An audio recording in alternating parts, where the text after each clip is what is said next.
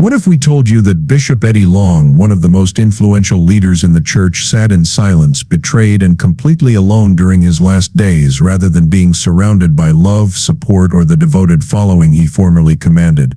Vanessa, his wife, has finally spoken up, and what she has to say is stunning, painful, and very different from what the public was taught.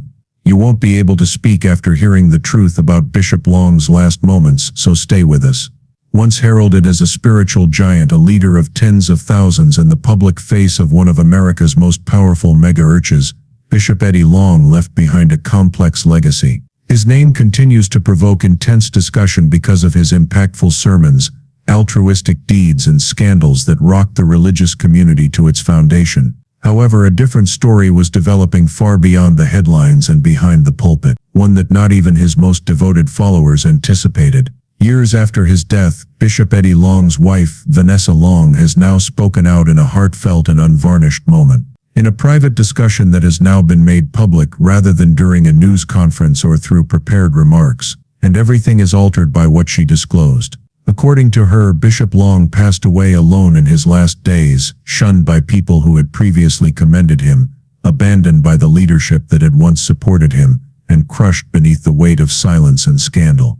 However, why, for what reason did the church turn away? When he most needed his inner group, why did they disappear? And what did Vanessa Long actually know but decided to keep quiet about for so long? The hidden facts from the last few weeks before Bishop Long's passing will be revealed in this video, along with the purported betrayal by his closest friends and family. The enigma surrounding the spiritual empire he left behind, the consequences from sensational allegations, Vanessa's emotional disclosures, and the secret health problems will all be covered. By the end, you'll doubt everything you believe to be true about one of the most divisive personalities in contemporary church history. You won't believe what happened next. At one time, Bishop Eddie Long was untouchable. He had the congregation, the charm, and the influence. In Lithonia, Georgia, New Birth Missionary Baptist Church had more than 25,000 members at its height. He was a kingmaker as well as a preacher. Athletes, politicians, and famous people all wanted his approval.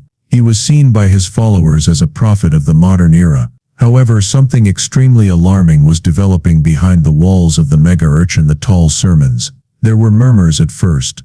Rumors concerning Bishop Long's health started to circulate like wildfire in 2016. Images of a far slimmer version of the man, who was before well known for his striking outfits and muscular physique, appeared. Fans were taken aback. The followers were perplexed. He made an effort to reduce the commotion by saying he was only trying to live a healthy lifestyle and was following a new raw vegan diet. Insiders, however, understood that was not all the facts. Bishop Long was fighting a severe kind of cancer in private, but he decided to endure his suffering in silence. He didn't want to come seen as weak, according to family insiders. Pity was not what he wanted. Perhaps more importantly, he did not want his enemies, both inside and without the church, to take advantage of his illness. But there was a price for that choice. Later, Vanessa Long disclosed that many of his valued allies stopped coming to see him as his health deteriorated. Suddenly, those who had been sitting in the front row with their hands up in appreciation were too busy to answer the phone. Friends became aloof. Before his last chapter had even concluded, some church employees apparently started getting ready for the next one.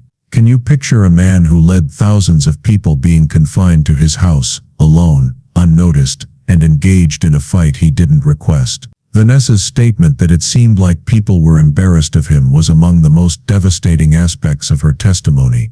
Or perhaps they didn't want to be linked to his downfall. However, I was present. I witnessed him sobbing. I witnessed him praying. And I witnessed his profound sense of abandonment. There were no news releases or headlines about that since, in reality, the church's carefully constructed public narrative belied the much darker reality.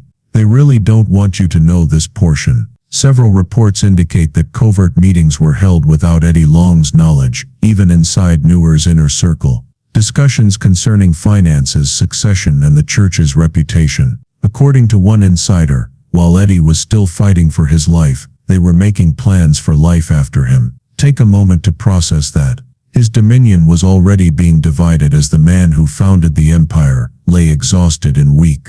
The treachery didn't end there, either. We must discuss the elephant in the sanctuary in order to comprehend why Bishop Eddie Long was so alone in his last days. The accusations of sexual misbehavior that shook the black church community as a whole, not just his ministry. Bishop Long was sued in 2010 by 4 young men who claimed he forced them into sexual relationships by using his spiritual power. The church was not unfamiliar with these folks. They were loyal disciples, mentees, and even spiritual sons. They said he allegedly manipulated them behind closed doors while lavishing them with presents, vacations, and mentorship promises. Like an earthquake, the news broke. His long, immaculate reputation, strength, and influence were all abruptly shattered. The story becomes much more terrible at this point. Silence held in place of clarity. In 2011, Bishop Long secretly settled the lawsuits without a trial. No confession of guilt or public apology, only sealed records and more questions than answers. Although the contents of the deal are still under wraps, his reputation suffered irreparable harm. His ministry was never the same in the years that followed. Attendance declined. Pastors across the country disassociated themselves. Public appearances became infrequent. And there was a sense of disquiet, a silent, terrible crack that no preaching could heal, even among those who remained. Vanessa Long claims that this marked the start of his emotional disengagement. She claimed that he felt deceived by the same individuals he had assisted in creating. He was evaluated by his own church family, as well as by the outside world. Regardless of whether you accept the accusations or not, one thing was for sure. The decision had been reached by the court of popular opinion. The story of the once celebrated visionary pastor turned into a warning. Late-night performances made fun of him.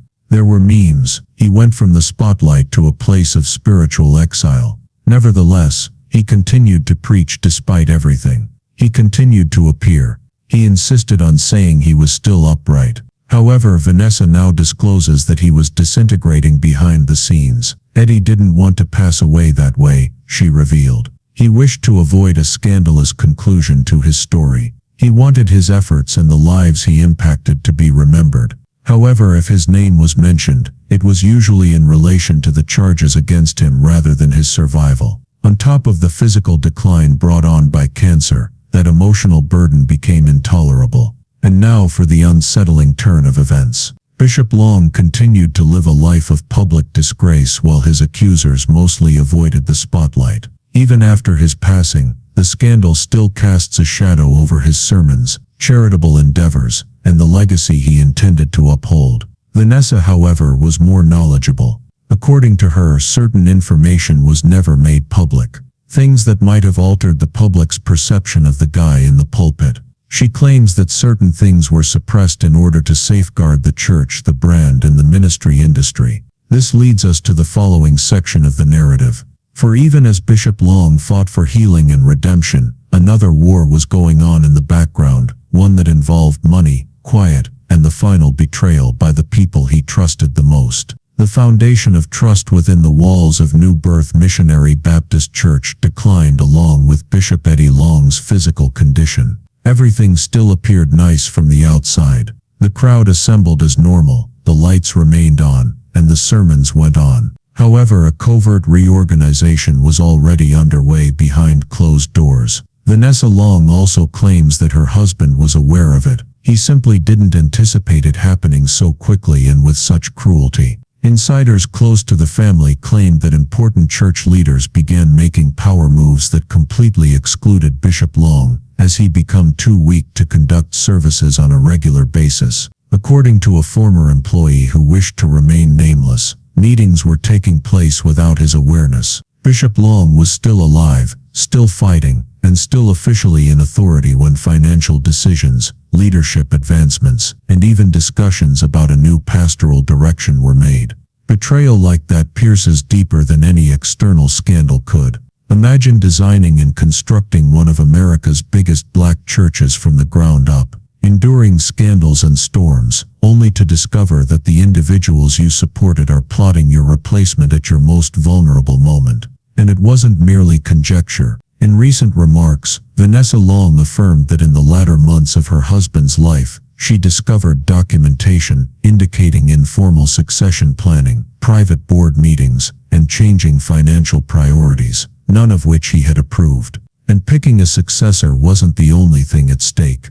Before Bishop Long's passing was formally announced, it was about manipulating the messaging, keeping control of the assets, and above all preserving the church's reputation. This is where things start to cool down. According to some accounts, the leadership was worried that a sudden death of Bishop Long would lead to financial instability and panic. Membership might leave, tithes would decline, and media attention would resurface. Therefore, some were already planning his departure rather than waiting for him to recover. And Vanessa was compelled to bear that load in silence, as she grieved next to her husband and watched him pass away. It was like watching a man slowly disappear, not just from this world, but from the church he gave his life to. "Let that sink in," she said in one interview, adding that Bishop Long was not only dealing with a terminal disease, but also witnessing the rewriting of his life's work while he was still alive. Even worse, according to Vanessa, no one came to say goodbye,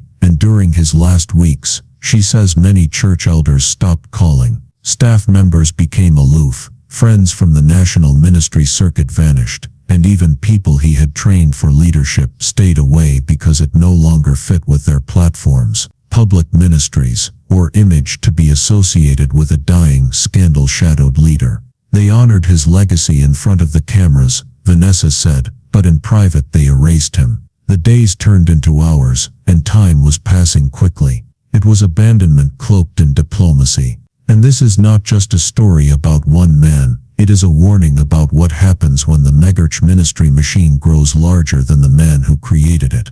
The man who once said, "I'm still standing," was barely hanging on, and besides him day and night was Vanessa Long, who was more than just his wife. She was his carer, his witness, and in many ways his shield from a world that had abandoned him.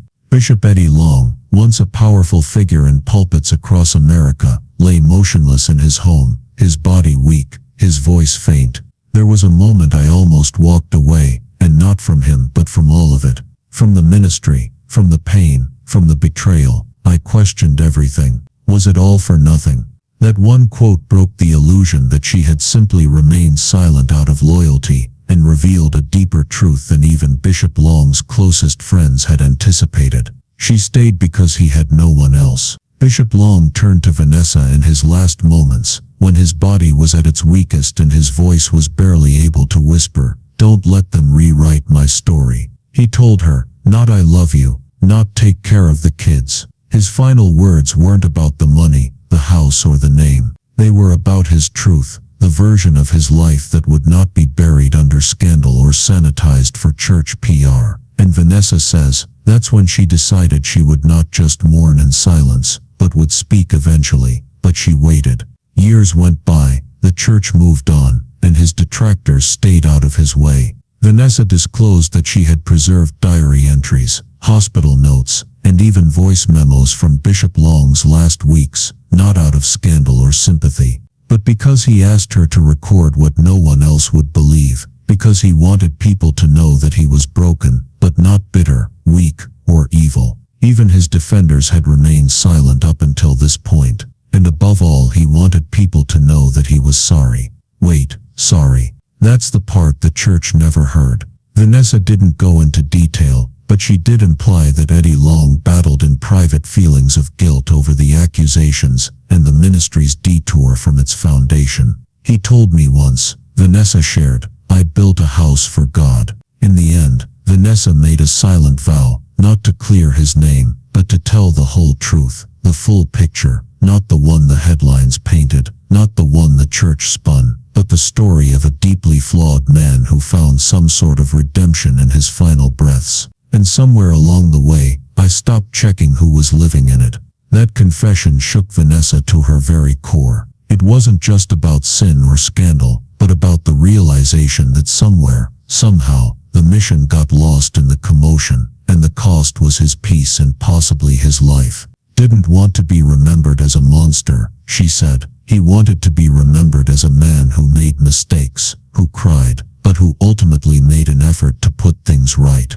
Bishop Eddie Long's journey ended in silence rather than with a booming farewell speech or a coliseum full of loyal supporters. It was a dimly lit room, a grieving wife, and a man clinging to his last breath, whispering, not sermons but regrets. And that's what makes this story so necessary and so haunting, because what we've discovered here is more than just a scandal or a fall from grace. There were no more roaring crowds, no more red carpets at gospel award shows, and no more headlines celebrating his latest church project. We've seen how the people you care about, the people you've lifted, mentored, hired, and trusted, can turn away when the cameras stop rolling. And we've seen how the institution of church can defend itself, even at the expense of burying the very people who created it. It's an honest, unvarnished look at what happens when silence, power, faith, and celebrity collide. Whether you think Bishop Eddie Long was guilty, misunderstood, or both, there's no doubting that his last days were characterized by loneliness, emotional suffering, and a desperate hope for redemption. We've seen a wife, Vanessa Long, bear the burden of a man's legacy, not for fame or praise, but because she knew that if she didn't tell the whole story, no one else would. And in that silence, she became the last voice of truth. What can we learn from Bishop Long's final chapter? Here's the truth. His final words, "Don't let them rewrite my story," are not just about one man. They're a warning to every megachurch that puts brand over truth, to every ministry that loses sight of its purpose in the chase of platforms, and to every believer who forgets that pastors are people, human, vulnerable, and flawed. Eddie Long's tragedy won't be the last of its kind. It will just be the most recent in a long line of leaders who rise too quickly, fall too hard, and die feeling forgotten. If the church doesn't learn to accept responsibility, own up to its mistakes, and genuinely protect the hearts of people who are inside it,